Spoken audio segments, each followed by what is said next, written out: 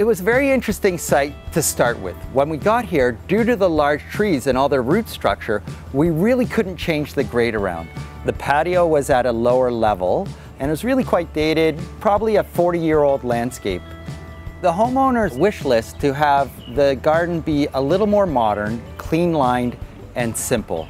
So we came in with new modular pavers, straight lines on the woodwork, some nice clean right angles on the arbor, and tidied everything up. This design developed with a lot of characteristics that the site had already. We had some large mature trees we had to work around.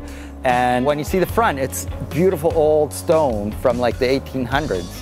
But the new part is a modern extension. So we had to work with the modern extension, and hence we did nice modern stones, modern arbor, plant material leaning towards the modern with some sculpted hedging, nice dark stains, which also make things look classy and modern. So it's interesting, we've never done a post and beam arbor in this application before. Usually we're doing the post and beam arbors around the patio, but because the site was so cut off from one patio to another, this was our main energy of the design. This was our binding agent to combine the two spaces together. One thing that's really important to us is to not over-design a site. People come in, they're not confident, and they start doing all these things like bright red screens and all this, and they're novelty. You'll tire of them.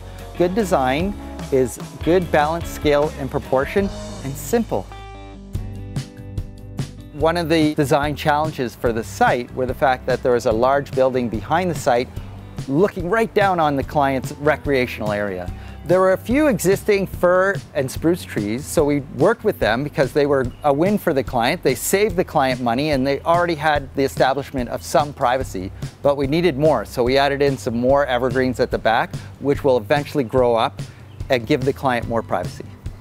We also went as high as we could on the fence, but we didn't want the fence to be the focal. We wanted the arbor to be the focal, so we did a nice dark stain on the fence at the back of the property. If you get a shady site, your plant material palette is cut back by 2/3. So we went with hardy woodland species that can handle low light levels, such as the fern, dogwood, false spirea, one of the toughest shrubs in the world. This is the shrub that you put in between two houses where nothing else will grow. We went with a beautiful woodland feel of ground cover with the vinca, periwinkle behind us. Because we knew lawn wouldn't grow in this site where it's all shady, we did this beautiful ground cover, which looks fantastic. It's lower maintenance than lawn. And then they put down this beautiful organic mulch, which even has sand and pine needles in it. And it's like a carpet. It could retain soil. It's incredible, but it really helps to retain the moisture and keep the weeds down for the plant material. The house is always a strong lead. I feel that as a landscape designer, our job is to complement the architecture of the house. So this house was unique in that it had a traditional front and a modern back. So we embraced that. I love these windows. They were so inspirational and they're nice and calm, horizontal, clean lined. It was an easy lead for the landscape.